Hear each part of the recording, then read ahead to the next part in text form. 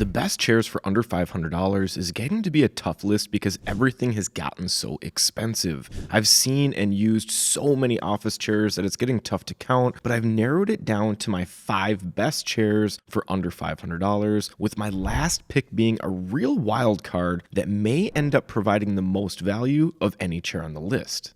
We'll start off the list with the lowest priced option, coming in at under $450, is the Han Ignition 2.0. The Ignition 2.0 is the definition of middle of the road, which I look at as a positive for this price range. The chair won't wow you, but I don't see anything that's going to be an absolute deal breaker for most people. The seat has a decent amount of padding with a good seat height range and seat depth adjustment. The back has very basic mesh that doesn't have any elasticity, but I do like the natural curve, and I really like that the backrest frame has a good amount of flexibility. This is not common for chairs in this price range. The adjustable lumbar support feels non-existent, so if you like aggressive support, then I'd lean towards a different chair on this list.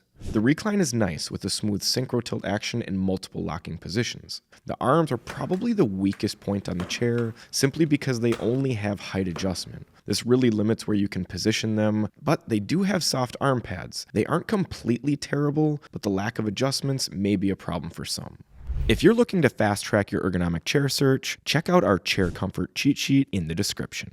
The Eurotech Vera is like the Ignition in terms of build quality and warranty. It's a well-built chair from a reputable manufacturer with a solid warranty. The Vera does differentiate itself because it does have a couple features that might wow you. The first is going to be the seat. The seat doesn't do anything crazy, but it does have a nice seat cushion that offers a bit more padding than most ergonomic chairs. The cushion also has good bounce back, so it doesn't bottom out and remains comfy for long hours. The next thing that really makes the Vera stand out is its backrest. The Vera has a great natural curve to really focus on proper lumbar support without having an added system. The curve combined with really elastic mesh make for a great pairing. Although the backrest frame isn't as flexible as I would typically prefer, I do think this is one of the most comfortable backs I've used on any chair. Along with the comfy seat and back, the Vera also has a nice recline and an optional headrest. While I don't like the headrest personally because it's just not adjustable, it is super popular and does give you another dimension to be able to kick back and relax. Like the Ignition, the main downside for me is going to be the arms. They do have three-way adjustment, but they don't go quite low enough for what I would prefer, and the pads are a little bit too rounded and slick for my liking.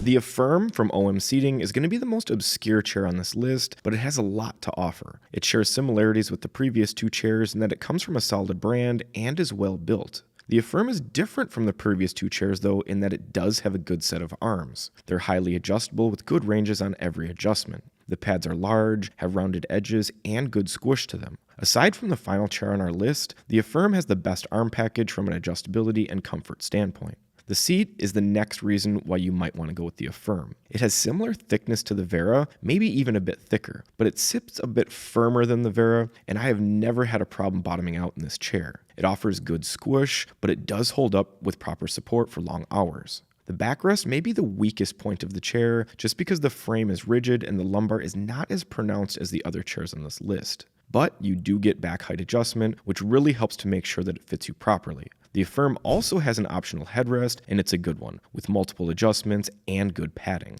A good headrest in this price range is tough to find, so this could be a deal maker for you. I am cheating a bit here, but the Haworth Soji is going to make this list mainly because there just aren't a ton of options I feel confident recommending, but you will need to wait for one of Haworth's 15% off sales to get the Soji for under $500 with the 4-way arm package and adjustable lumbar support system. You'll also be limited to the black fabric and finish, but even still, this might be the best overall chair on the list. It is the most well-built chair discussed so far, and it also comes from one of the majors with the best warranty. The chair is solid, and it functions very smoothly. The recline range is more limited than the previous chairs, but it does have the smoothest mechanism. The backrest isn't anything fancy, but the mesh is comfortable, the backrest offers good support, and I do like the height-adjustable lumbar system. The arms are also solid. They have 4-way adjustment, and the ranges are really big, so you can use them in a ton of different positions, and they fit a lot of different body types. The seat, again, is good. Nothing fancy, but it has a good seat pad with no hard edges and good dimensions to fit most people. The seat is more on the firm side though, certainly the firmest seat on this list, but it does offer good support for 8+ hours a day. While the Soji doesn't have any one feature that makes this chair a must-buy, it is probably the safest new chair on the list for around $500.